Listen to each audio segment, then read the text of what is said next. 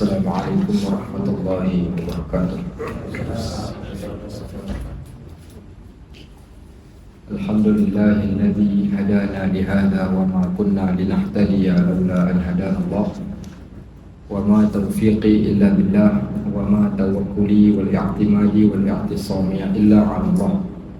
Salawatullahi wa salamuhu alaihi ala habibina al-mustafa wa ala rasulina al-karim sallallahu alaihi wasallam wa ala alihi wa sahbihi wa man tabi'ahum bi ihsanin ila yaumiddin. Allahumma faqihna fid din wa 'allimna ta'wil. Allahumma iftah 'alaina futuhal 'arifin bi hikmatik. Rabbana zidna 'ilman yanfa'una, Rabbana yassir wa la tu'assir wa tammim bil khair walhamdulillahi rabbil alamin. Wa ba'd. Baik muslimin dan muslimat rahimani wa rahimakumullah. Alhamdulillah, Allah izinkan kita pada malam ini setelah kita bercuti hampir 2 bulan. Yang pertama pada bulan Ramadan dan seterusnya pada Syawal, dan sehinggalah pada hari ini kita berada di penghujung Syawal. Maka kita sambung kembali dan saya kira mungkin kita berkesempatan sekitar 2 kuliah ataupun 3 kuliah mungkin sebelum saya bertolak menunaikan haji pada tahun ini pada tanggal 13, saya kira paling cepat 13 bulan insya-Allah. Jadi mungkin kita sempat 2 kali kuliah saja, kemudian cuti pula lagi 2 bulan. Baik sahabat-sahabat yang dirahmati Allah, dan malam ni kita akan membincangkan satu topik yang besar yang berada di dalam kitab Penawar Hati. Topik adalah berkaitan tentang tajuk fasal yang keempat daripada kitab. Di antara tajuk-tajuk terakhir sebelum kita masuk bab tentang taubat, iaitu satu bab yang disebut sebagai sabar ataupun as-sabr. Sabar, tajuk tentang satu kalimah yang senang diucapkan tapi sukar untuk nak dilakukan dan dilaksanakan, melainkan orang-orang yang bertakwa dan orang yang beriman. Baik, saya mulakan dengan satu petikan ayat Al-Quran, ayat yang berbunyi di dalam surah Ali Imran, yang saya kira ramai di antara kita sama ada dia selalu dengar ataupun dia sendiri menghafal, kerana ini di antara ayat-ayat lazim yang dijadikan sebagai zikir harian Nabi kita Muhammad sallallahu alaihi wasallam, terutama bagi orang yang selalu solat tahajud dan juga orang yang mempraktikkan sunnah ketika dia bangun daripada tidur. Maka dibacakan ayat 190 sehingga ayat yang terakhir daripada surah Ali Imran. Dan pada ayat yang terakhir surah Ali Imran ini, iaitu ayat yang ke-200, Allah Subhanahu wa taala telah berfirman dengan firman-Nya, ya ayyuhallazina amanu isbiru wasabiru warabitu wattaqullaha la'allakum tuflihun. Ayat ini kita baca biasa, tapi bagi sesiapa yang memahami perkataan di dalam bahasa Arab, seolah-olah satu nasihat yang amat mendalam dan memberi bekas, lebih-lebih lagi saat ketika seseorang itu diuji. Sebab itu Al-Quran ini selain daripada ianya adalah merupakan zikra, peringatan, Al-Quran juga adalah syifa ma fis sudur, syifa penawar bagi hati manusia. Saat ketika kita gundah gulana, saat ketika kita sedih, maka Al-Quran ini seumpama penyejuk hati. Saya bawakan satu kisah Syekh Almarhum Dr. Yusuf Al-Qardawi. Ketika mana dia menceritakan tentang ayat ini, dikatakan dia pernah dipenjarakan satu ketika dahulu. Jadi ketika mereka berada di dalam penjara, mereka tidak diizinkan untuk solat berjemaah. Dalam penjara tak boleh solat berjemaah. Jadi dia cuba minta, tak apalah kalau tak boleh tiap-tiap waktu pun, cukuplah sekali saja. Kerana rasa rindu sungguh dengan solat jemaah ni, lama tak solat. Orang yang biasa buat satu benda, tiba sampai satu tahap dia tak boleh buat, dia akan rasa macam kehilangan. Minta sekali pun jadilah kami nak solat berjemaah. Baik, akhirnya diberikan hak untuk menunaikan solat berjemaah dan dia diminta untuk menjadi imam. Ketika dia jadi imam, dia kata dia membaca ayat 190 sehingga ayat yang ke-200 daripada surah Ali Imran. Sampailah kepada ayat yang ke-200, dia kata dia dan juga seluruh jemaah yang ada semua pakat menangis. Baik, menangis kerana yang pertama, kerana seolah-olah satu nasihat yang amat mendalam yang Allah berikan kepada orang yang ditimpa dengan musibah, yang ditimpa dengan ujian, lebih-lebih lagi orang yang berada di dalam penjara. Baik, maka bila dibaca ayat ni dia kata ya ayyuhallazina amanu sabiru, wahai orang-orang yang beriman, bersabarlah kamu. Orang yang beriman, kamu kena bersabar. Allah kata isbir, sabar, kata perintah. Maka di sini dalil menunjukkan sabar adalah satu kewajipan. Wasabiru, dan setelah bersabar maka hendaklah kuatkan kesabaran. Bukan sekadar sabar. Ada orang dia sabar di mulut tapi tak sabar pada fizikal. Mulut cakap aku sabar ni sebab tu aku tumbuh kau sekali, maknanya sabar juga, sabar mulut tapi tangan buat.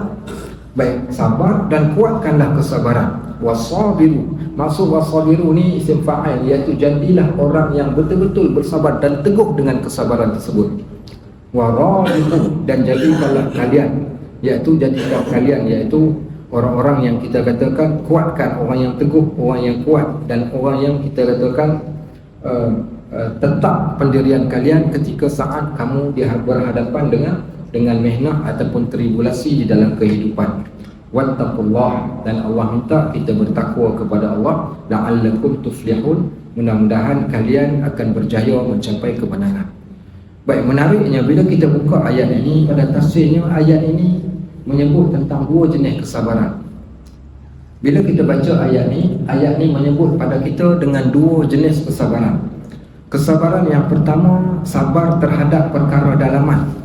Sabar perkara dalaman ni sabar dalam hati, hati yang menahan kesabaran, iaitu pada kalimat iswiru, bersabarlah kalian. Kategori sabar ini termasuklah saat ketika seseorang atau keluarga kita atau sesiapa ditimpa dengan penyakit, kesusahan, ujian hawa nafsu. Kita saja yang tahu, orang tak tahu. Pada saat itu kena jadi orang yang sabar. Kemudian yang kedua, ayat ini berpesan kepada kita sabar terhadap perkara luaran. Makna sabar terhadap perkara luaran ni ketika saat kita diancam, iaitu sebarang ujian-ujian, sama ada datang daripada musuh ataupun datang daripada pelbagai kejahatan-kejahatan yang lain, maka pada saat itu hendaklah kita teguh, iaitu kita teguh dan kita tetap pada pendirian kita. So dua benda, sabar dalam perkara dalaman dan sabar pada perkara-perkara luaran. Itu ayat yang menyebut berkaitan tentang sabar. Baik, cumanya di sana bila kita lihat di dalam Al-Quran teramat banyak ayat menceritakan tentang kesabaran. Kenapa banyak sangat? Satu, Al-Quran banyak menceritakan sabar. Baik, yang kedua, hadis-hadis Nabi SAW. Kalau siapa yang pernah mempelajari kitab Riyadhus Shalihin, nescaya kita akan bertemu iaitu dengan satu tajuk di dalam Riyadhus Shalihin, tajuk tentang sabar. Tajuk sabar ini di antara tajuk yang terpanjang dan hadis yang terbanyak diletakkan di dalam kitab Riyadhus Shalihin adalah tajuk tentang sabar.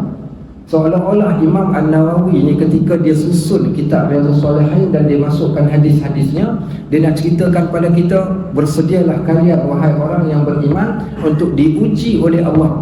Maka persediaan yang paling terbaik adalah persediaan kesabaran. Kenapa banyak hadis tentang sabar? Karena banyaknya ujian. Baik, sebab tu kita yang membaca surah Al-Mulk, sama ada pada bila-bila masuk kita baca, pasti kita akan sampai pada satu ayat. Dalam surah Al-Mulk Allah sebut di awal-awal surah, Tabarakallazi biyadihil mulk wa huwa ala kulli syai'in qadir allazi khalaqal mauta. Kami ciptakan pada kalian kematian, wal hayata, kami ciptakan juga kepada kalian penghidupan, liyabluwakum, untuk kami uji kalian, ayyukum, siapa di antara kalian ahsanu amala, orang yang paling terbaik amalan. Seolah-olah Allah nak kabarkan pada kita, kamu tetap akan diuji, kematian, kehidupan itu adalah ujian. Dan pada ujian ini maka kami nak melihat orang yang lulus dan orang yang gagal. Maka hidup ini adalah satu ujian. Tak cukup dengan surah Al-Mulk, kita bawa lagi datang surah yang kita selalu sangat-sangat baca ketika pagi Jumaat. Pagi Jumaat kita akan baca surah Al-Insan. Hal ata 'alal insani hinun minad dahri lam yakun syai'an madhkura. Inna khalaqnakum min nutfatin amsyajin nabtali faja'alnahu sami'an basira. Allah kata, kami ciptakan kamu wahai manusia dengan setitis air mani. Setelah kami ciptakan, nabtali, kami uji kalian satu persatu. Faja'alna sami'an basira, dan Allah jadikan pada kalian pendengaran dan penglihatan. Maka seolah-olah Allah nak kabarkan saat ketika Allah ciptakan manusia, Allah jadikan pada manusia itu ujian, dan kehidupan ini adalah satu ujian, kerana ujian inilah melayakkan kita sama ada pergi ke syurga ataupun pergi ke neraka. Apa puncanya? Kerana di sana kalau kita lihat di dalam ayat Al-Quran yang menceritakan akan perihal manusia-manusia yang masuk ke dalam syurga ini, maka mereka masuk disebabkan beberapa sebab. Sebab yang pertama adalah sebab kebajikan dan kebaikan yang mereka lakukan di dunia. Dan menariknya, sebab yang kedua adalah asbabnya kerana mereka di kalangan orang-orang yang bersabar. Sehingga kita akan bertemu dengan ayat Al-Quran, wasiqal ladzina taqaw ilal jannati zumara, dibawa orang-orang yang bertakwa pergi ke syurga dalam keadaan mereka diiring. Hatta idza ja'uha futihat abwabuha, sehinggalah saat ketika mereka sampai di hadapan pintu syurga, dibukakan kepada mereka pintu syurga. Faqala lahum khazanatuha, akan berkata malaikat yang jaga syurga pada waktu tersebut, salamun alaikum tibtum, salam sejahtera kepada kalian di atas kebaikan-kebaikan yang kalian telah lakukan ketika berada di dunia. Maknanya ucapan alu-aluan daripada malaikat yang menjaga syurga itu mengucapkan salam sejahtera kepada orang-orang yang melakukan kebaikan. Version yang kedua, setelah mana hatta idza ja'uha, sehingga kalian sampai di hadapan pintu syurga, futihat abwabuha, dibukakan pintu syurga. Faqala lahum khazanatuha, berkatalah malaikat yang menjaga syurga, salamun alaikum bima sabartum, salam sejahtera ke atas kalian di atas kesabaran yang telah kalian pamerkan saat ketika mana kalian berada di dunia. Maka di sana seolah-olah gambarannya manusia itu masuk syurga, sama ada dia masuk melalui jalan dia berkhidmat kepada Allah melalui kebaikan, ataupun dia masuk syurga melalui ujian yang telah dia hadapi ketika berada di dunia dan dia bersabar, akhirnya dia pergi ke syurga. Tuan-tuan kalau baca, sebab tu saya kira kitab yang paling terbaik untuk tuan-tuan hadam tajuk tentang sabar. Sebab pernah berlaku, sahabat-sahabat menjadi saksi pada saya pada beberapa bulan yang lalu di Melaka ini. Seorang anak murid kami yang selalu ikut beberapa kuliah kami di beberapa tempat, nama dia Haji Hamzah, kalau tuan-tuan kenal, tinggal di Taman Seri Selendang, Batu Berudang. Haji Hamzah ni subhanallah orang yang rajin, dia pencet saja, dia belajar menuntut ilmu ni Melaka, Muar, KL, di mana saja tempat kalau dia minat dengan guru ni dia akan pergi. Walaupun tengah malam, walaupun pagi, walaupun tengah hari, walaupun petang, yang tidak pernah miss untuk datang. Dia bawa isteri dia, beli kitab, duduk kat depan.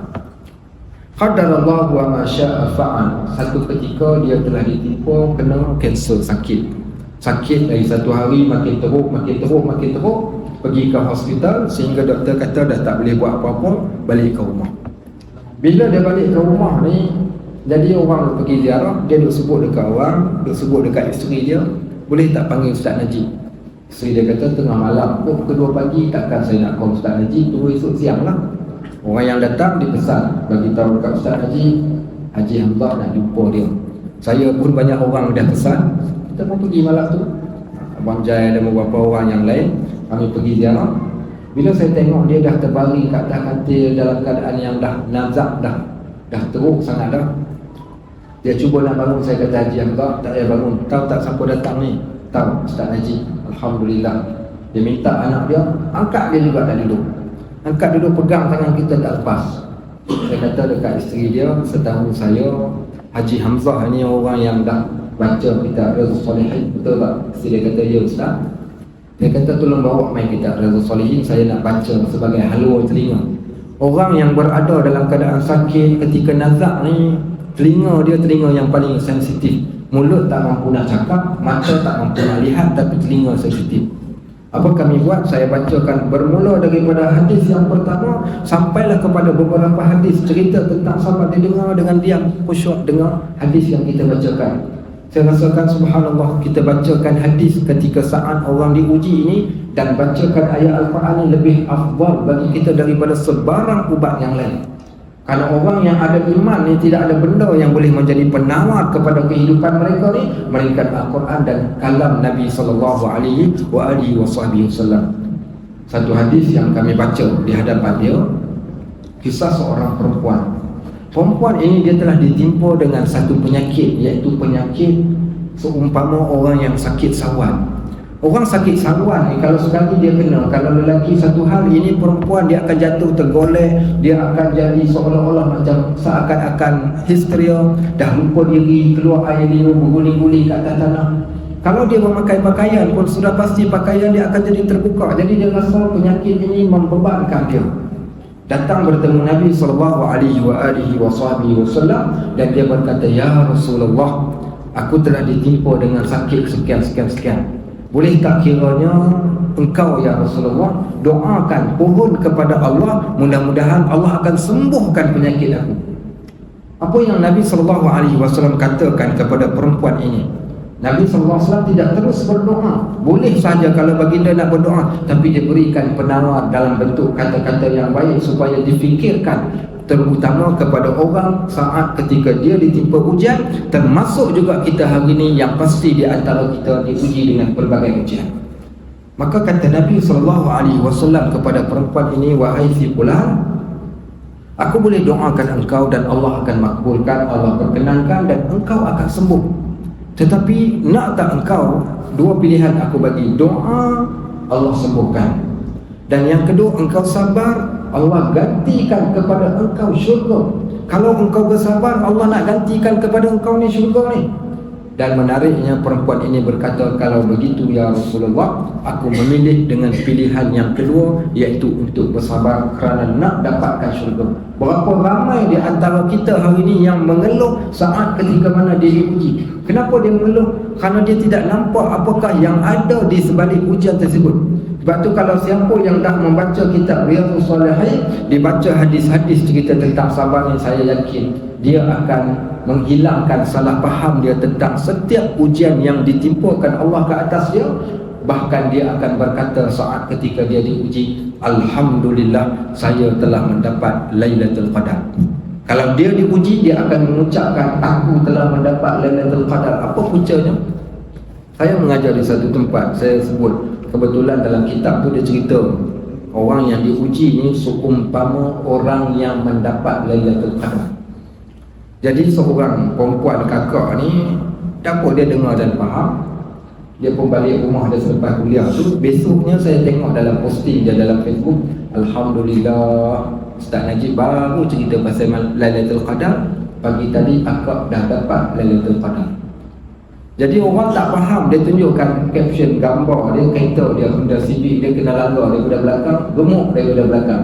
Dia tulis, "Alhamdulillah, saya dapat Lailatul Qadar." Jadi orang ni kawan-kawan ni, sebab kalau bulan Ramadan tak ada masalah, ini bukan bulan Ramadan. Jadi semua orang pakat bertanya dia, apa dia ni Lailatul Qadar apa? Kenapa Lailatul Qadar? Siapa boleh jawab? Kenapa kita katakan orang yang diuji dia telah mendapat Lailatul Qadar? Siapa nak jawab? Tahu bila? Kenapa Lailatul Qadar? Abang Fidal tahu kenapa Lailatul Qadar?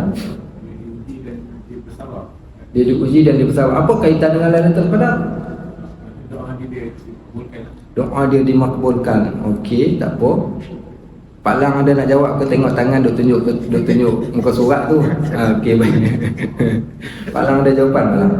Pasal apa dinamo disamakan ujian ini, orang yang mendapat ujian dia telah mendapat Lailatul Qadar sekiranya dia bersabar. Hanya orang yang tertentu sahaja. Okey, boleh terima. Ujian ini tak semua orang sama. Ada orang diuji dengan sesuatu ujian yang tak sama dengan orang yang lain. Boleh, tapi tak apa, tak sampai lagi. Boleh terima. Boleh terima. Ya, Cikgu Raul. Okey, ada jawapan. Saya tanya dia orang ni pasal dia orang ikut kuliah saya. Saya dah cerita banyak kali dah. Pasal tu saya tanya. Malam ni dia pun tak boleh jawab. Ni nak kena tanda ni, notis. Tak boleh jawab.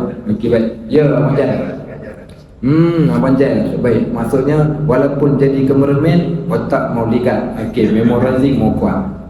Baik, apa maknanya pada ganjaran dia? Kat mananya Allah sebut dalam Al-Quran? Apa firman Allah Subhanahu wa taala dalam Al-Quran? Innama yuwaffas sabiruna ajrahum bighairi hisab. Sesungguhnya kami berikan satu ganjaran ganjaran pahala kepada orang yang bersabar, ganjaran pahala tanpa had. Maknanya dia tak ada limit pahala, dan dia tak ada limit pahala yang amat banyak. So umpama Lailatul Qadar, sebab tu dikatakan lebih besar daripada Lailatul Qadar. Lailatul Qadar khairun min alfi syahr, lebih baik daripada 1000 bulan orang yang mendapat Lailatul Qadar. Tetapi untuk orang yang bersabar, Allah tak mention 1000 bulan tidak, 100 bulan pun tidak, 10,000 bulan pun tidak, tetapi diucapkan ganjaran pahala tanpa limit, unlimited. Dia punya pahala dia tak ada limit, tak ada limit. Bil ghairi hisab, seolah-olah ni tak boleh kira. 1 juta boleh kira, 10 juta boleh kira, 300 juta boleh kira. Tapi kalau tanpa hisab, tak boleh kira pahalanya, teramat besar. Sebab itu tadi ucapan malaikat, salamun alaikum bima sabartum, salam sejahtera ke atas kalian di atas kesabaran yang kalian telah pamerkan tadi. Sebab tu Lailatul Qadar. Sebab tu orang yang memahami tentang sabar ini pasti dia tidak akan mengeluh pun. Sebab tu Allah, Nabi SAW, dia mendidik dan mengajar kita dengan satu doa ketika mana kita ditimpa dengan ujian. Kita kadang-kadang kita suka hafal doa-doa yang pelik-pelik. Doa nak jadi kuat, doa nak tak bagi sakit lutut, doa nak bagi. Tapi doa-doa penting-penting macam ni kita tak suka, tak rajin hafal. Angkat tangan dalam masjid ni, saya nak tengok ni ikhlas ni, semua-semua ni nak tengok berapa ramai yang di antara tuan-tuan yang duduk dalam masjid ni yang menghafal doa ketika dia diuji, ada doa dia dan dia hafal doa tersebut. Sila angkat tangan. Saja nak tengok ramai mana. Okey, ramai mana yang hafal? Okey, baik. Abu Ammar ada hafal? Hafal? Yang tu doa orang yang ketika saat dia diuji, doa apa? Hafal? Okey. Amal hafal? Hafal? Okey. Baik, siapa lagi yang hafal? Hafal? Alhamdulillah. Next, siapa lagi? Ibu-ibu kita. Malam tadi kalau tak tanya dia kata marah pula pasal tak tanya. Okey, saya tanyalah. Malam je, malam apa kita? Apa malam? Malam tak hafal. Okey, minggu depan tasmih ingat saya tanya balik doa ni. Make sure kena hafal malam. Baik, sungguh hadis Ummu Salamah. Pernah dengar tak hadis Ummu Salamah? Baik, kita doa makan kita boleh hafal, doa tidur kita boleh hafal, doa kalau kita ketika saat Allah bagi pada kita sesuatu anugerah, apa kita nak ucap waktu itu? Allah bagi anugerah dan nikmat, kita nak kata apa?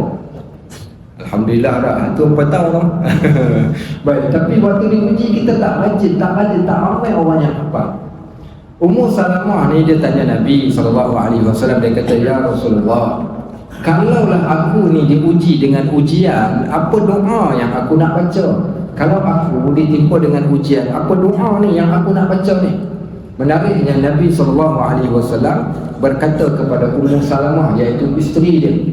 Kata Nabi SAW, wahai Ummu Salamah, ketika engkau ditimpa dengan ujian, bacalah Allahumma ajurni fi musibati wa khlifni khairan minha. Ya Allah, berikan pada aku ganjaran di atas musibah yang aku telah kena. Ya Allah, berikan ganjaran pahala di atas musibah yang telah terkena kepada aku, dan ganti balik yang lebih baik lagi daripada apa yang telah engkau timpakan. Kalau dia diambil, ganti balik yang lebih baik.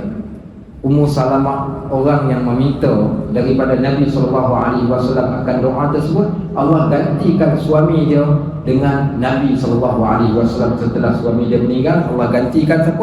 Nabi SAW menjadi suami kepada Ummu Salamah. Ini doa yang warid, doa yang datang daripada sunnah. Saat ketika mana kita ditimpa ujian, ada doa ni. Doa lain, ucapan lain. Baik, yang saya tanya tadi adalah doa. Apa pula ucapan saat ketika mana kita ditimpa ujian? Apa ucapan dia? Ucapan ni dia falang. Ayat baik. Inna lillahi wa inna ilaihi raji'un. Antara perkataan dia tersebut sebagai al-istirja'. Kalimah ini kalimah istirja. Sama ada ketika mendengar kematian, mendengar orang yang diuji, bahkan kita sendiri pun saat ketika mana kita diuji, ada bentuk ucapan dan ada doa. Antara ucapan yang kita boleh sebutkan adalah kalimah al-istirja, yang mana kalimah ini diucapkan oleh Nabi SAW, para sahabat yang datang daripada Al-Quran yang menyarankan kita untuk sebut. Allah Subhanahu wa taala menyebut di dalam Al-Quran, walanabluwannakum bisyai'in minal khawfi wal ju' wa naqsin minal amwal wal anfusi was thamarat wa basyiris sabirin alladzina idza asabathum musibatun qalu inna lillahi wa inna ilaihi raji'un. Menariknya ayat ini untuk kita tekuni. Allah kata, kami sungguh-sungguh kami akan uji kalian dengan sedikit perasaan takut, gerun kepada musuh. Baik, kami juga akan menguji kalian dengan kelaparan. Baik, ada orang yang diuji dengan kelaparan. Baik, kami juga akan menguji kalian dengan kekurangan harta benda. Duit tak cukup, masalah kemiskinan, gajinya dan pelbagai masalah yang berhubung kait dengan wang ringgit. Dan kami juga akan menguji kalian dengan jiwa, iaitu kematian. Kami juga akan uji kalian dengan hasil tanaman, income dia pada bulanan. Kalau dia bukan petani pun, dia adalah orang yang bekerja, orang yang berbisnes, dia tak dapat duit pada bulan tu. Hari yang berniaga ni, hari tu dia tak dapat duit. Allah uji dia. Dan Allah berkata kepada orang yang telah ditimpukan dengan ujian ini, yang pertama ujian ketakutan. First sekali Allah kata, Allah uji kita dengan takut. Takut ni ramai orang rasa takut. Takut apalah berlaku akan datang ni. Takut dengan musuh, takut dengan seseorang dan pelbagai ketakutan yang lain. Ujian kedua adalah ujian al-ju', ujian lapar. Ujian yang ketiga adalah ujian naqsin minal amwal, kekurangan harta. Ujian yang keempat apa dia? Iaitu naqsil minal anfus, kehilangan jiwa.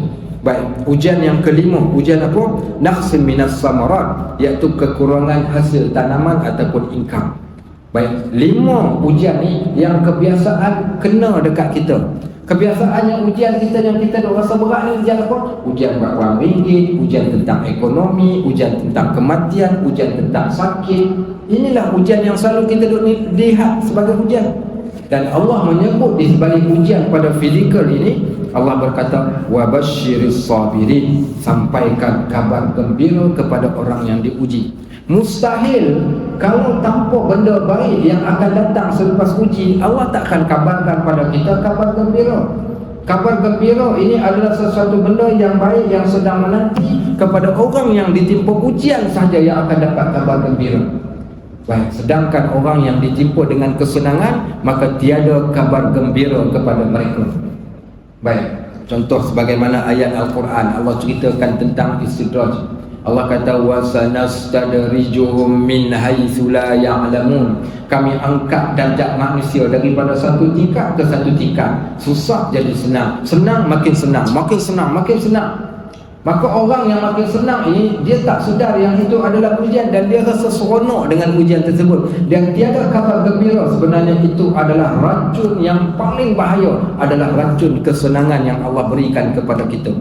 Berapa ramai orang yang terbabas dalam kehidupan kerana senang, dan berapa ramai orang yang kembali kepada Allah dengan kesakitan dan ujian yang Allah timpakan pada dia. Ada seorang arkitek yang berjaya di KL. Seorang arkitek yang sukses dalam bisnes dia. Jadi dia orang yang sibuk, orang yang subhanallah Allah berikan pada dia kekayaan di depan mata dengan bisnes dia ni. Satu ketika ni tengah meeting, tiba-tiba kolaps, gedebung jatuh. Pergi ke hospital, dia orang cek jantung. Doktor kata 6 bulan duduk rumah, jangan ada buat apa-apa, rehat cukup. Bila dia selepas 6 bulan dia duduk dekat rumah ni, last sekali terkeluar satu perkataan daripada mulut dia. Apa yang keluar daripada mulut dia ni? Subhanallah, kalaulah aku tidak diuji dengan 6 bulan duduk di rumah ni, nescaya aku tak kenal pun siapa diri aku yang sebenar. Waktu itulah baru dia tahu rupanya isteri dia susahnya duduk dekat rumah jaga anak. Waktu itulah dia tahu yang betapa kita katakan hidup ini perlu kita hargai hidup kita, nikmat kesihatan yang Allah bagi ini untuk lebih dekatkan kepada Allah. Dan di antara yang paling dia rasa bersyukur sangat, dia kata Bila dah baik sikit tu, isteri dia ni duk pergi kelas tafsir. Dia duk tanya isteri dia pergi mana. Isteri dia kata, jomlah bang, daripada tak pergi ofis, duduk saja-saja, kita pergilah ke kelas tafsir. Pergilah dia kelas tafsir. Pergi kelas tafsir, tengok orang boleh baca Quran, dia tak boleh baca Quran, masuk kelas Quran. Belajar Al-Quran, belajar tafsir, akhir sekali daripada tak kenal agama menjadi kenal. Sebabnya kerana ujian yang sakit tu tadi menyebabkan dia kenal Allah. Sebab tu hebatnya Allah ni, kadang-kadang dia nak mendekatkan diri dia kepada kita ni, dia nak suruh kita dekat ni dengan cara yang amat unik. Ada orang yang sungguh dia boleh dekat dengan Allah dengan harta benda yang Allah berikan pada dia, menjadikan dia lebih dekat. Tapi ada orang tidak macam tu. Dan kita hari ni pun, kalau Bilal, kalau saya katakan Bilal nak tak, saya bagi 1 juta, apa nak buat? Bilal tak jawatan terus, besok hantar kat pengungsi, minta maaf saya letak jawatan. Pasal apa? Tak puas, saya busy sikit 2-3 menjak ni. Kemana telefon? Kat mana Bilal? Kat Krabi, berapa hari? 3 malam. Tu dia, Bilal kita dah sampai Krabi pasal 1 juta tu tadi. Tapi kalau tak ada duit, carilah waktu mana pun, memang kat masjid saja dia ada. Okey, baik. Contoh, dia bagi 1 contoh. Maka akhirnya dia kata, Alhamdulillah yang telah menjadikan aku begini, disebabkan beginilah, disebabkan itu aku dapat kenal Allah, dapat kenal Al-Quran, dapat kenal majlis ilmu, disebabkan asbab Allah jadikan dia dalam keadaan yang sakit tadi. Lepas tu unik. Lepas tu kadang-kadang sebab orang Melayu buat satu teka-teki. Bila nak tengok monyet jatuh daripada pokok, orang kata ketika ribut kuat, tak ribut kuat, dia tak jatuh. Ribut kuat, dia akan pegang pokok dengan kuat. Orang ni kalau diuji dengan susah, dia boleh bertahan. Tapi ujian yang paling bahaya dan paling sukar adalah ujian kesenangan. Dan inilah yang ramai orang tumbang dengan ujian kesenangan ni. Sebab tu, bila mana diuji dengan kesusahan ni, ada ganjaran pahala yang besar. Jangan salah faham dengan Allah. Lebih-lebih lagi jangan mencerca setiap ujian yang berlaku kepada kita. Bersabar, kerana di sebalik itu Allah sebut wabashshirus sabirin, sampaikan kabar gembira kepada orang-orang yang bersabar. 5 benda ni kalau kita buat dan kita sertai dia dengan al-istirja', dengan mengucapkan inna lillahi wa inna ilaihi raji'un, apa Allah kata? Ini dalam ayat surah Al-Baqarah ayat 157. Allah sebut ulaika alaihim salawatum min rabbihim wa rahmah. Mereka itulah orang-orang yang dilimpahkan Allah dengan berbagai-bagai kebaikan daripada Tuhan mereka. Wa ulaika humul muhtadun. Mereka itulah orang-orang yang mendapat petunjuk. Maka itulah ganjaran Allah nak bagi. Allah kata mereka lah orang yang dilimpahi dengan rahmat Allah, iaitu bagi orang yang bersabar. Baik sahabat-sahabat rahimakumullah, itulah mukadimah kita pada malam ni nak bagi faham. Ini baru kita nak masuk teks dia, apa yang kita nak cerita tentang sabar. Khalal musannif, kata pengarang kitab ini, dia kata sabar ada 3 pangkat. Sabar ada 3 pangkat. Baik, bila sebut saja sabar ni ada 3 pangkat. Pangkat pertama, pangkat yang lebih tinggi dan lebih kuat. Dia kata pangkat pertama sabar ni pangkat yang lebih tinggi dan lebih kuat. Dia menghinakan sesiapa yang menyeru kepada keinginan nafsu hingga tiada lagi kekuatan yang tinggal baginya, dan tiada yang dapat sampai kepada pangkat ini melainkan dengan mengekalkan sabar dengan sungguh-sungguh yang lama. Dia kata nak dapat pangkat yang pertama ni kena sungguh-sungguh ni, kena lawan sungguh-sungguh dengan nafsu dia. Kalau dia tak lawan, dia habis. Berapa ramai saya ingat saya ada orang dia ditimpa dengan susah, dia main mengadu kata susah. Dia kata ustaz apa lagi Allah nak buat dekat saya dia tak cukup kau ustaz dengan sekali saya kena, 2 kali saya kena, 3 kali saya kena ustaz, bukan sekali 3 kali. Saya pun tak tahu kenapa tidak dikenakan pada orang yang lain. Saya bukan orang jahat. Baik, saya yang menyebutkan ni saya terkilat sebab kami pergi ziarah seorang hamba Allah yang sakit. Dan orang yang sakit ni bukan jalan-jalan orang yang belajar agama macam kami. Bila dia sebut macam tu, saya jadi kelu lidah. Apa saya nak kata dekat dia? Sepatutnya dia orang yang membaca Al-Quran, membaca hadis, dia lebih faham lagi. Kemudian dikaitkan pula, dia kata ini mesti ada orang yang tak puas hati dengan saya ni ustaz, dia buat saya dengan penyakit sampai jadi. Ini masalah. Orang yang macam ni dia tak dapat nak terima kenyataan saat ketika dia diuji. Sebab tu dia kata nak dapat pangkat hak pertama ni, dia nak kena lawan sungguh-sungguh dengan hawa nafsu dia, nak kena bersangka baik sungguh-sungguh kepada Allah. Tengok macam mana Nabi Allah Ayub alaihi salam. Satu kisah yang amat menarik yang Allah rakamkan dalam Al-Quran. Satu surah Allah namakan surah itu dengan surah Al-Anbiya. Surah Al-Anbiya ni dia cerita tentang bagaimana hebatnya para nabi-nabi ni. Pasal apa mereka jadi nabi ni? Tak pelik pun, pasal mereka ni orang yang paling sabar. Diceritakan kisah Nabi Ayub, diceritakan kisah Nabi Zakaria, diceritakan tentang Nabi Allah Yunus alaihi salam. Kisah mereka saat ketika mana mereka diuji dalam pelbagai bentuk ujian. Salah seorang daripada para nabi-nabi ini, walaupun dia bukan di kalangan ulul azmi, tapi cukup memberikan satu hujah kepada kita. Orang yang ditimpa dengan ujian, dia kena buat macam Nabi Allah Ayub.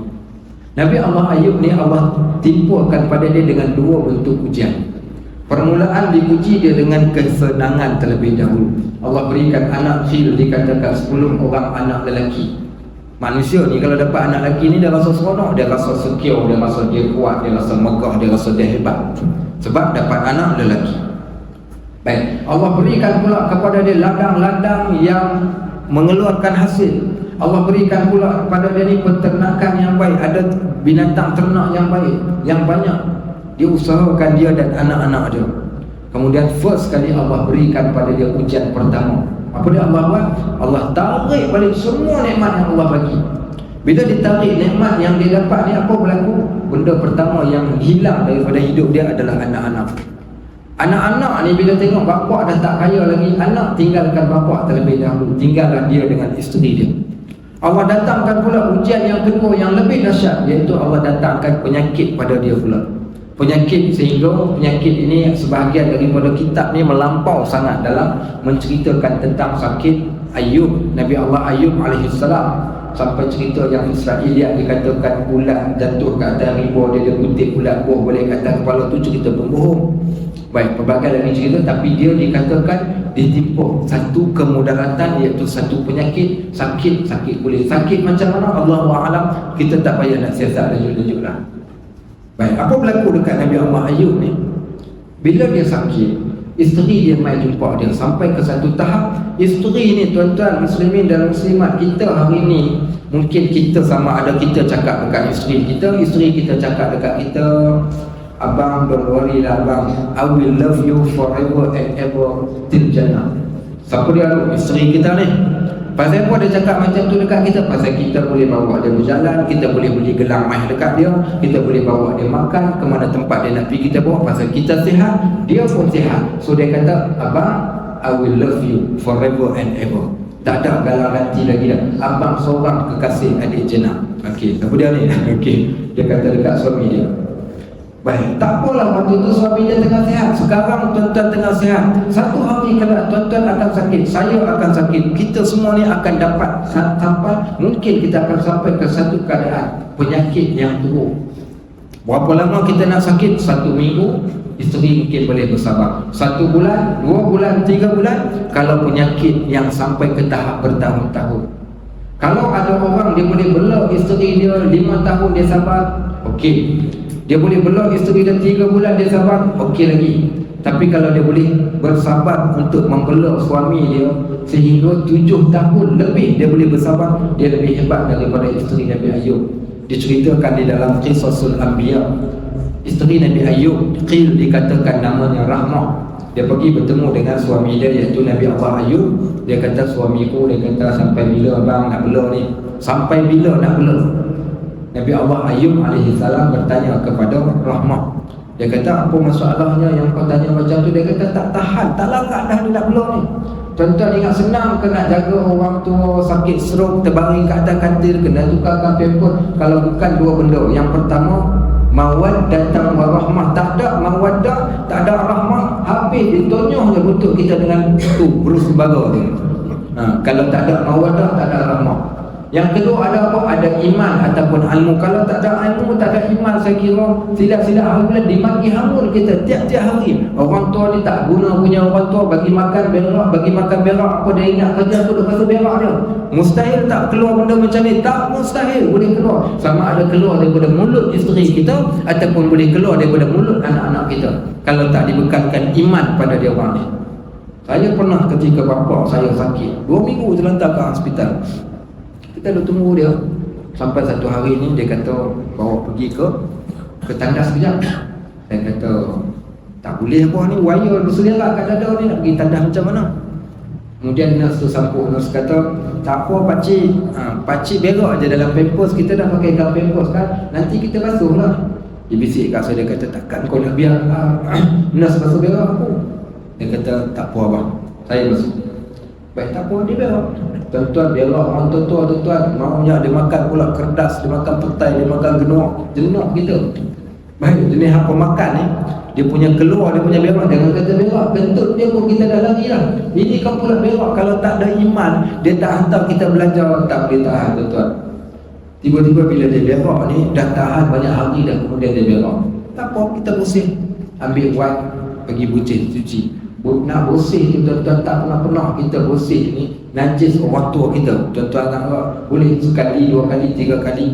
Ketika busuknya, ada orang yang jijiknya, ada orang yang nak muntahnya, nak bersihkan ni, nak bersihkan dengan sebaik-baik bersih. Kita pun kalau kita terberak dalam seluar, kita tak boleh duduk. Ini bapak kita ni, macam mana kita nak buat? Kalau tanpa iman, tanpa ilmu, kita tak akan mampu buat pada waktu tersebut. Bayangkan tengok 7 tahun. 7 tahun. Jadi apa berlaku?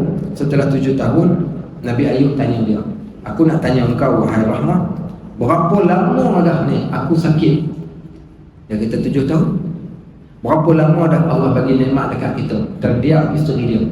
Maka isteri dia menjawab 80 tahun. Dia kata wahai Rahmah, aku tak gamak nak minta dekat Allah. Tak gamak aku nak minta dekat Allah. Allah dah bagi dekat aku 80 tahun hidup senang. 80 tahun dah hidup senang, tiba-tiba dengan sebab 7 tahun aku diuji dengan sedikit kesusahan ini, tiba-tiba aku nak mengeluh kepada Allah, kenapa aku diciptakan dan kenapa aku dijadikan susah, kenapa aku diuji sedangkan dalam 80 tahun kau hidup dalam keadaan kesenangan. Sebab tu Allah Subhanahu wa taala bertanya kepada kita dengan satu soalan di dalam Al-Quran. Ya ayyuhal insan, ya ayyuhan nas, wahai manusia. Ada satu ayat. Apa nama? Ayat yang berbunyi innal insana li rabbih lakanun. Innal insan li rabbih lakanun. Apa makna kanut ni? Apa makna kanut? Kita duk baca kerap ayat ni ketika kita duk solat sebab dia ayat lazim. Tapi tak ramai dan tak rajin kita tahu apa maknanya. Allah kata kepada kita innal insana li rabbih lakanun. Sesungguhnya manusia ni kepada Tuhan dia, Rabb dia, yang bagi nafas dekat dia, yang bagi oksigen dekat dia, yang bagi segala macam nikmat dekat dia ni, kanut semua dia ni. Apa dia makna kanut? Kanut ni tak kenal budi, tak sedar diuntung. Makna tak kenal budi ni, ketika kau dapat nikmat, kau tak pernah pun rasa menghargai nikmat tersebut, kau tak rasa bersyukur, kau tak kata pula waktu tu Allah dah bagi dekat kau. Tapi ketika Allah uji kau ungkit yang ujian yang sedikit dan kau lupakan nikmat yang banyak tu tadi. Maka manusia jenis ini disebut innal insana li rabbih lakanun. Maka Nabi Allah Ayub alaihi salam, dia tidak mampu, dia kata aku malu kepada Allah nak mengeluh akan kesakitan yang telah menimpa aku kerana 7 berbanding 80. Maka tak ada tolak bandingan. Dia kata tak boleh nak banding. Nak banding kok mana 7 tahun dengan 80 tahun. Maka akhirnya sehinggalah dia ditinggalkan oleh isteri dia. Pada saat itulah barulah dia mengadu kepada Allah. Tetapi dia mengadu kepada Allah, dia tak minta pun Allah sembuhkan dia. Nabi Allah Ayub dia tak minta sembuh. Dia hanya mengatakan Rabbi inni massani yadhur. Tuhan, sesungguhnya hamba-Mu ini telah ditimpa dengan kesulitan. Wa anta arhamur rahimin. Dan Engkaulah yang paling pengasih, yang paling penyayang. Dia puji Allah. Dia kata dia maksud Rabbi inni massani yadhur. Apa makna Rabbi inni massani yadhur? Tuhan, aku telah ditipu. Siapa boleh terjemahkan dalam konteks perbuatan dia, perkataan dia yang disebut tu, apa rasa-rasa ada dalam dada Nabi Allah Ayub alaihi salam ketika dia menyebut Rabbi inni massani yadhur? Apa signifikan dia sebut macam tu? Siapa tahu? Apa dia agak-agak? Ya Fazli, macam nak jawab, kau tangan tu tangan cara mikir. Pegang janggut ni biasanya dia fikir panjang. Fikir apa dia?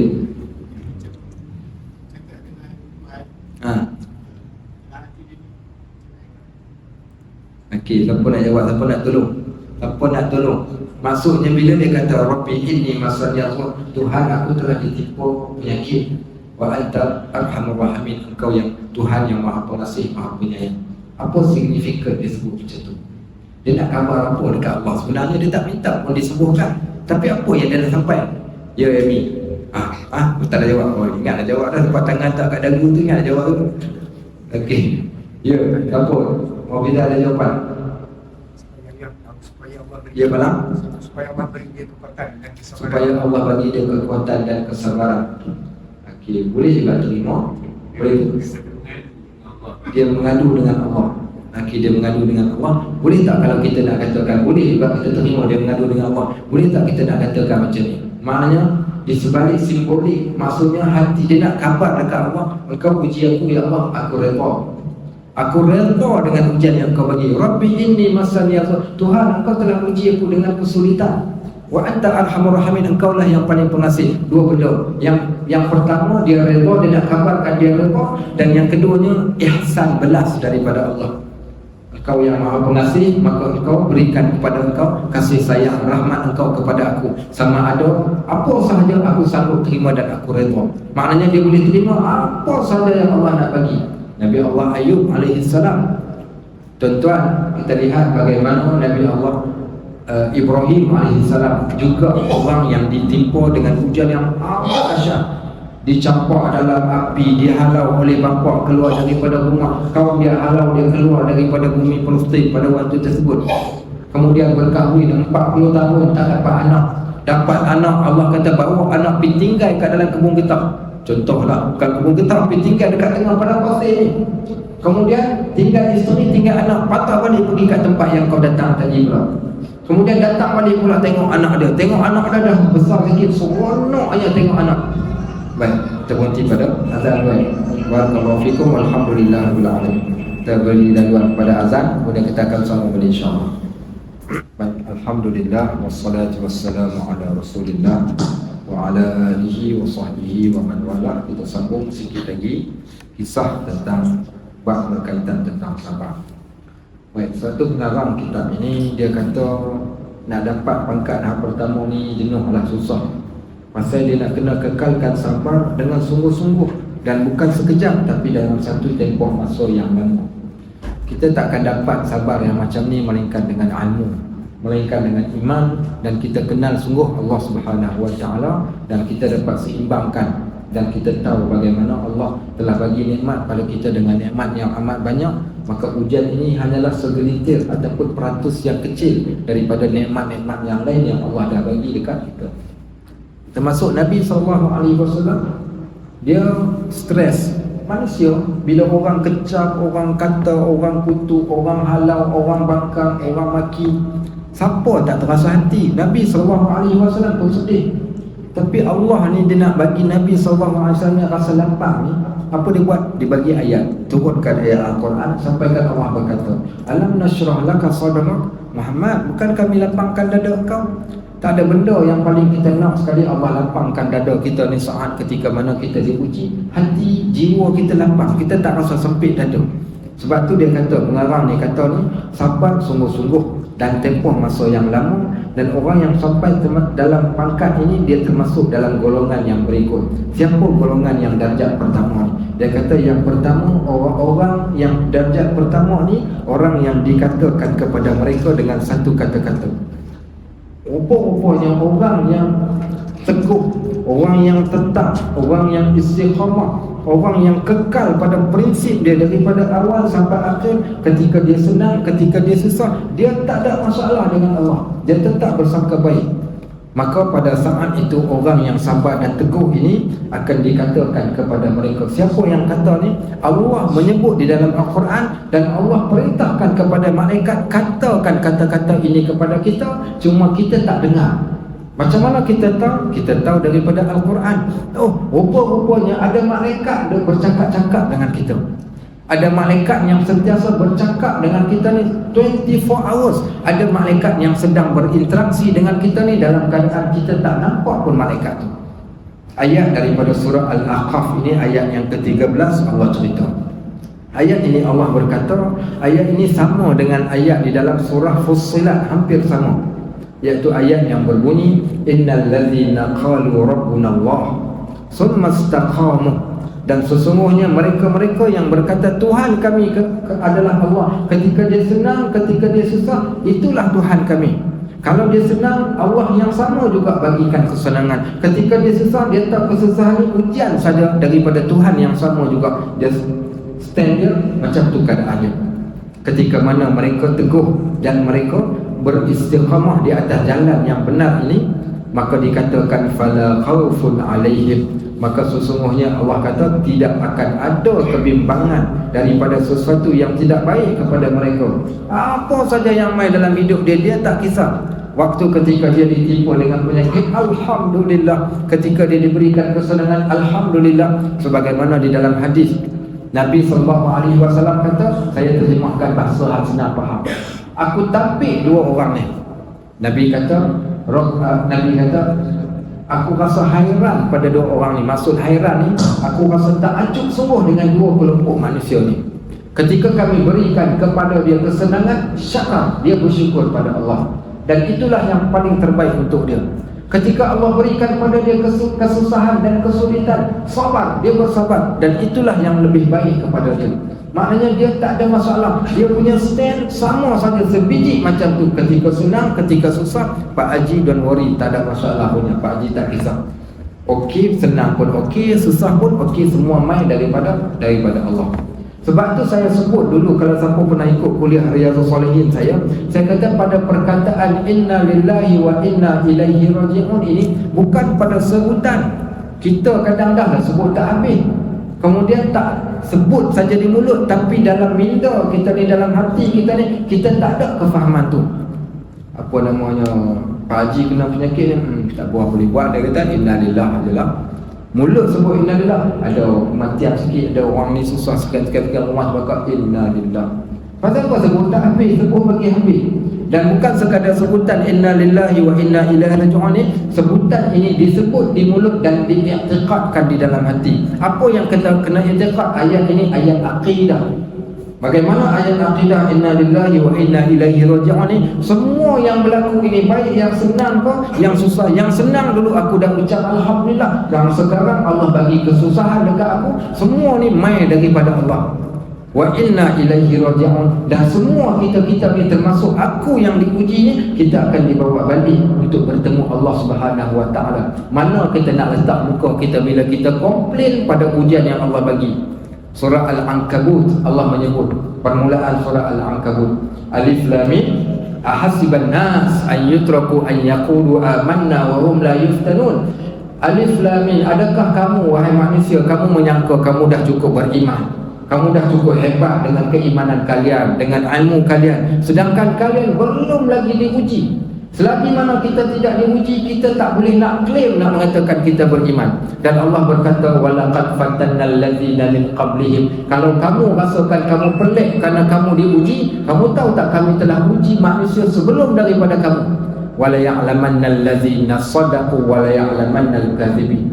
Dengan ujian inilah baru kami tahu siapa di antara hamba kami orang yang benar, jujur, dan siapa di antara kami mereka-mereka yang pendusta dengan mengatakan mereka beriman. Ketika mereka senang, okey, tapi ketika mereka diuji, stand mereka akan berubah pada waktu tersebut.